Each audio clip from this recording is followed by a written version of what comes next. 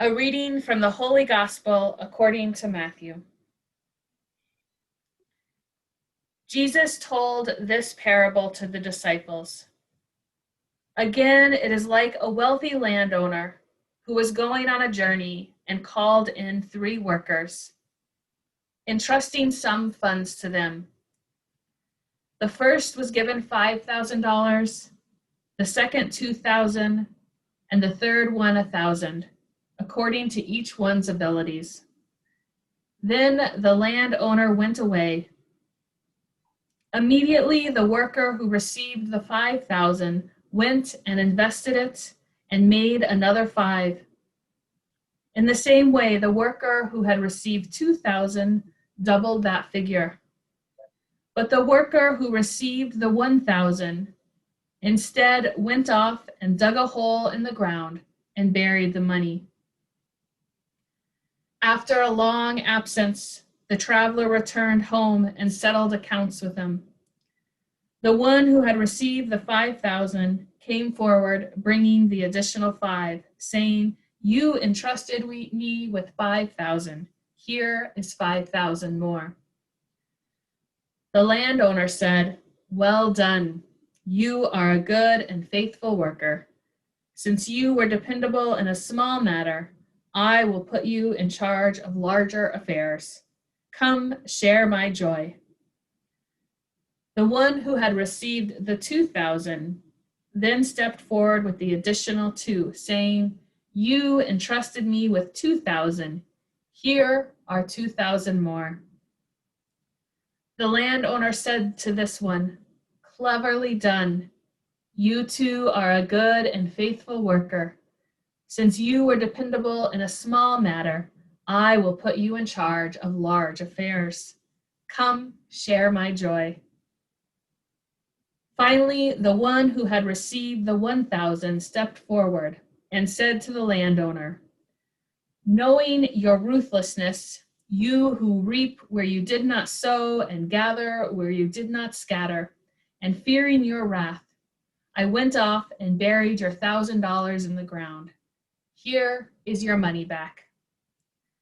The landowner exclaimed, "You worthless, lazy lout. You know that I reap where I do not sow and gather where I do not scatter, do you? All the more reason to deposit my money with the bankers, so that on my return I could have it back with interest. You there, take the 1,000 away from this bum and give it to the one with 10,000. Those who have will get more until they grow rich, while those who have not will lose even the little they have. Throw this worthless one outside into the darkness, where there is wailing and grinding of teeth." The Gospel of the Lord. So back when Marty and Colleen and I used to alternate schedules of preaching, I used to always joke that somehow I got the ones that ended with like some terrible, horrible statement, and apparently my luck continues. A difficult reading for sure, and when I read it this week, I was like, oh, God, really? But here we go. So a number of years ago, I was job hunting and discerning if I should take a particular position that I'd been offered. And I felt just so overwhelmed by this decision. I wondered, was that organization going to be a good fit for me? Would I enjoy the work? Would I be good at the work? Would it really use my gifts well? And ultimately, I was worried as I wondered, is this what God was calling me to? Would God be pleased with my choice? Or would it maybe be a misstep and take me off into a different track? As these questions ran through my mind with no answers, no peace, or no surety, I sought the advice of a wise Catholic sister from the Visitation Monastery in North Minneapolis. I'm not sure really what I expected from her, but I think maybe just some guidance in prayer, or some help framing my questions, or some holiness to help that decision feel right. And instead she said to me, quite bluntly, I get so sad when I see people like you, so anxious. Instead of just making a decision, you worry yourself endlessly. There are so many better things you could be doing with your time and energy than asking these questions. And so I took the job. I didn't have answers to my questions. I didn't have any surety that it was the right decision. But I had the realization for the first time in my life how I was allowing fear to guide me, and that I was wasting my precious time, my energy, and ultimately my life with worry. One reason I have been so attracted to the Visitation Sisters and their Salesian spirituality is because of how simple it is. I'm not a simple person. I'm an anxious person with lots and lots of thoughts in my mind, as I imagine many of you are the same. But St. Francis of de Sales had a very simple spirituality. And he talks about when we're discerning what to do with our lives, when we're faced with multiple options, we bring it to prayer and we use our best wisdom. In other words, we seek God's guidance, we seek others for their guidance, and then we make our decision. And after we make that decision, we go forward and we don't look back. We don't waste our time or energy wondering or questioning. Discernment is done, and now it's time to live that choice. While St. Francis's advice is simple, it's much harder to live by, because we are people with very busy minds. We often find ourselves wondering if we've made the right decision.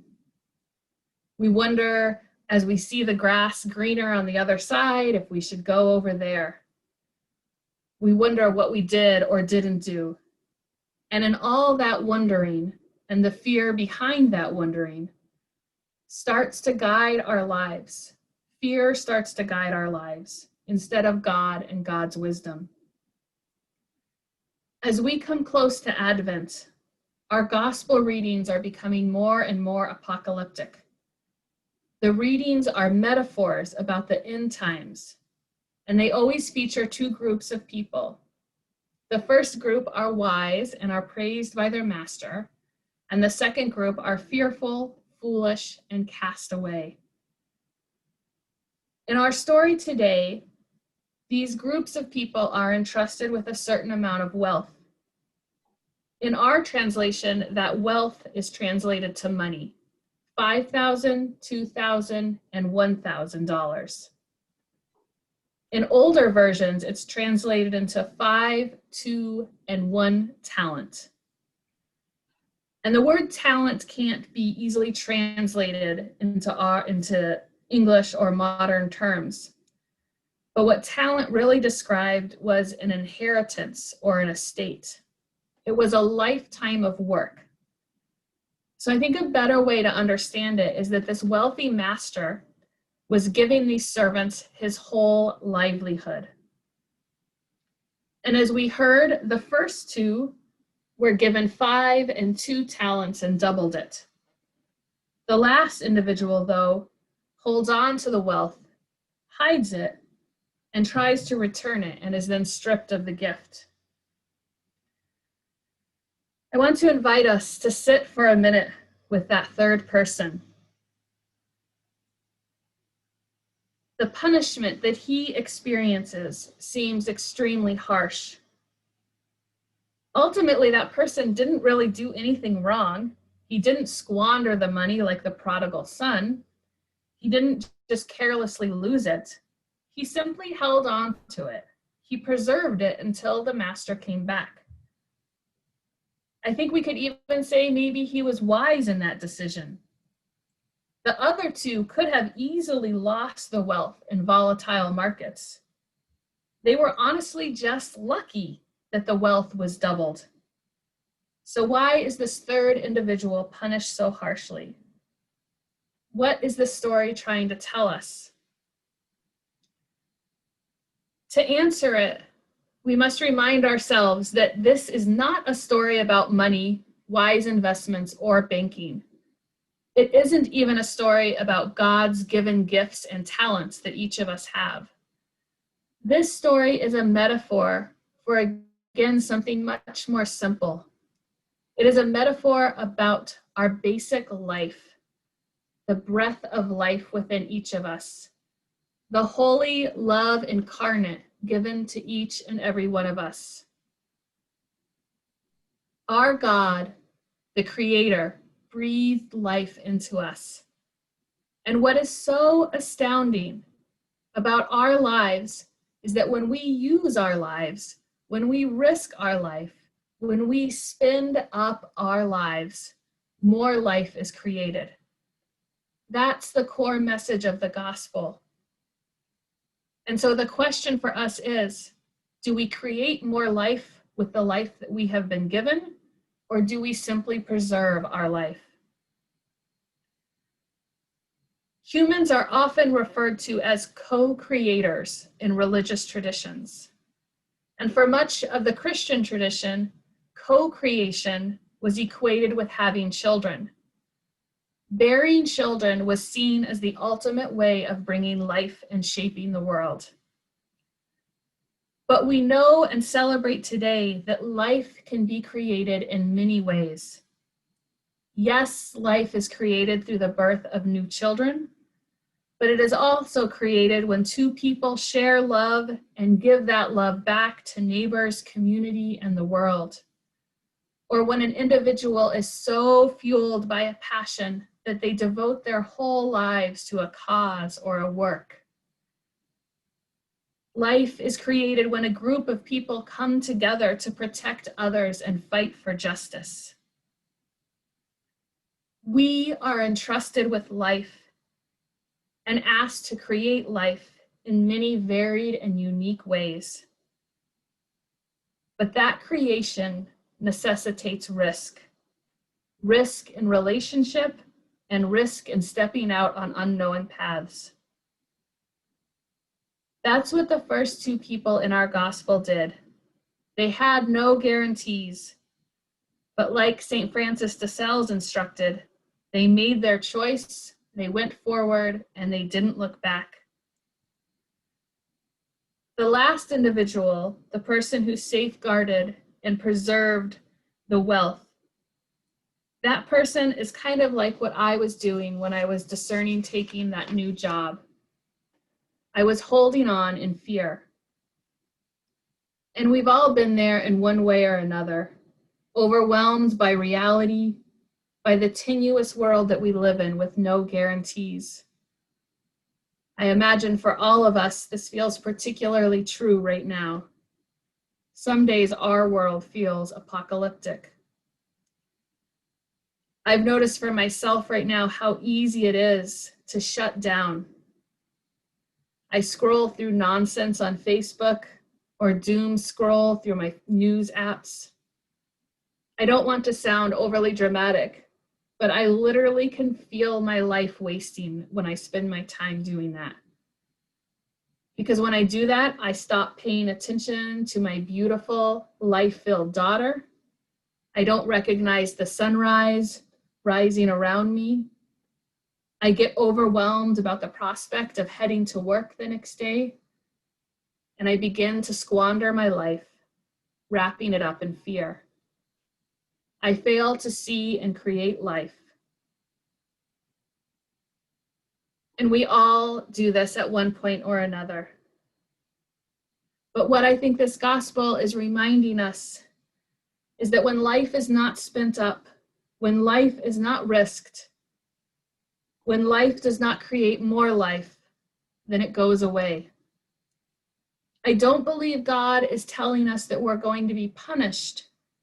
I believe it's simply a metaphor of God reminding us and inviting us to pay attention to our life. Life cannot be saved. It must be spent. That's our purpose. This story is not so much about a harsh master or a lesson in economics. It's the story of our lives. What will we do with our life?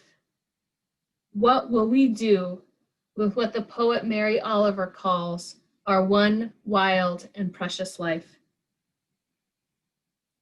And so I challenge all of us as individuals, as partners, as friends and families, and as this beautiful community gather here this evening. How will we spend our lives? How can we today choose to create life, to spend it, to risk it, and bear more life in the world? Amen.